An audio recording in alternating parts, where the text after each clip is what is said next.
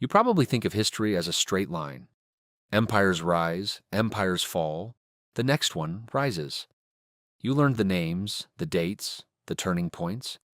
What nobody tells you is the part that starts to get uncomfortable.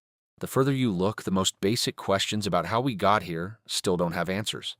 Not because we haven't looked, but because the more carefully we look, the stranger the picture gets. I started pulling on a few of those threads. What I found wasn't fringe material. It was peer-reviewed archaeology and academic historians openly disagreeing with each other in print. These are not mysteries the internet invented. These are gaps that experts have been staring at for decades, without closing. In 1994, German archaeologist Klaus Schmidt, working for the German Archaeological Institute, visited a low mound on a hilltop in southeastern Turkey. The site had been noted in a 1963 survey and set aside as probably a medieval cemetery. Unremarkable. Schmidt looked at the limestone slabs protruding from the surface and recognized something nobody else had been looking for: T-shaped pillars. He started excavating the following year, and what came out of the ground rewrote the timeline of civilization. The site is called Göbekli Tepe. Radiocarbon dating placed its construction at roughly 9,500 BCE, making it the oldest known example of monumental human architecture on Earth by a significant margin. The problem is what its existence implies. Before Göbekli Tepe, the accepted model was clear: agriculture first, then settlement, then surplus, then the social organization needed to build large things. You couldn't build a temple until you had enough food and enough people in one place to do it. Göbekli Tepe was built by hunter-gatherers, not settlers, not farmers.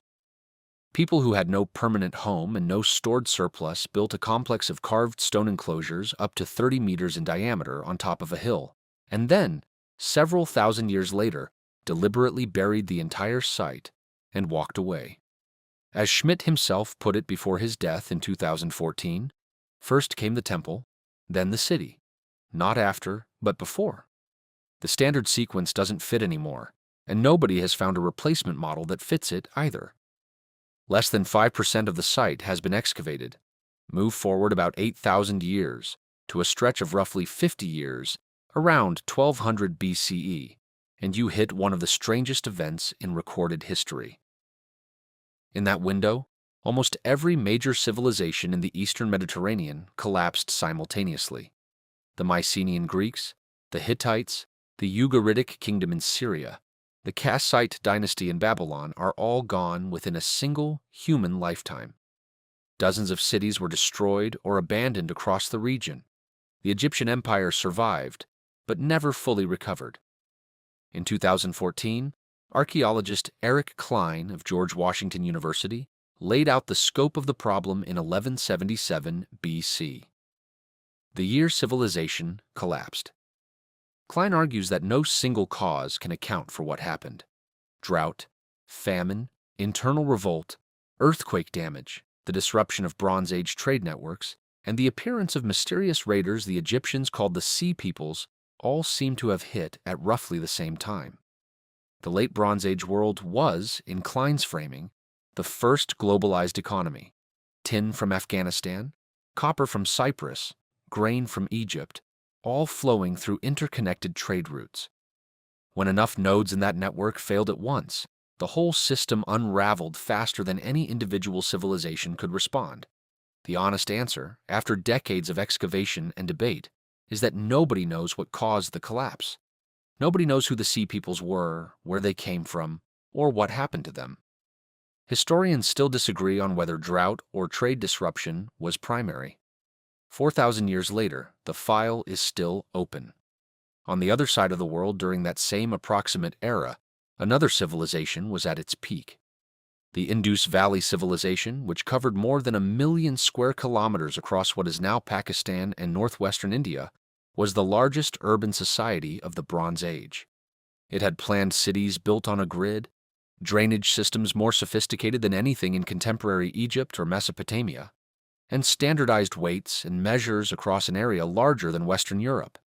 It also had writing. Over 4,000 inscribed objects have been recovered, including seals, pottery, bronze tablets, and copper tools. Nobody can read any of it. Think about what that means for a moment. Somewhere in those ruins, someone carved their name, or a price, or an instruction, or something they considered worth preserving on stone. Whatever they were trying to say has been sitting there for 4,000 years, completely intact, completely silent. In 1994, linguist Asko Parpola from the University of Helsinki published Deciphering the Indescript, the most comprehensive academic attempt to crack the writing system. It didn't crack it. More than a century after the first Harappan seal was published in 1875, the script remains the only writing system from a major Bronze Age civilization that has never been deciphered. We don't know what language it encodes. We don't know whether the hundreds of symbols represent sounds, concepts, or something else entirely. We have no bilingual inscription to use as a key, no Rosetta Stone equivalent. The civilization collapsed around 1900 BCE, and it took its language with it. We know these people existed. We can walk through the ruins of their cities. We cannot hear a single word they said. Then there is the problem of something that should not exist. In the spring of 1900, Greek sponge divers sheltering from a Mediterranean storm found a shipwreck off the island of Antikythera. Among the artifacts recovered was a corroded lump of bronze that nobody paid much attention to for months. Then it broke apart and revealed gear wheels inside precision-cut, interlocking, impossibly small. In 1901, during a visit to the museum housing the recovered objects, Greek statesman Spiridon Staius was the first to look at the fragments carefully and realize this was a mechanism. It took another century of scholarship to understand what it actually was. In 2006, a research team led by Tony Freeth at University College London used advanced imaging and X-ray technology to reconstruct the device's internal structure. What they found was an analog astronomical computer with at least 30 interlocking bronze gears, capable of predicting the positions of the sun and moon, calculating eclipse cycles, and tracking the timing of the Olympic Games. It was built roughly around 100 BCE. The gear complexity inside this object was not seen again in any known device until medieval cathedral clocks in Europe, roughly 1,400 years later. Nothing with similar mechanical sophistication appears anywhere in the archaeological record of the intervening period. No drawings, no fragments, no literary descriptions of a working equivalent. Either the Antikythera mechanism was a one-off that nobody built again, or others haven't survived, or the knowledge existed and was simply lost in the disruptions that followed the end of the ancient world. None of those explanations is satisfying, and historians cannot agree on which is least wrong. Freeth's team at UCL published their most comprehensive reconstruction in 2021 in Scientific Reports, describing it as the first model to conform to all the physical evidence and the inscriptions found on the mechanism. They could tell you what it did. They still cannot tell you why no one built another one. This is what the edges of the historical record actually look like, not neat gaps where we know something is missing, but places where the evidence we have doesn't fit the story we thought we were telling.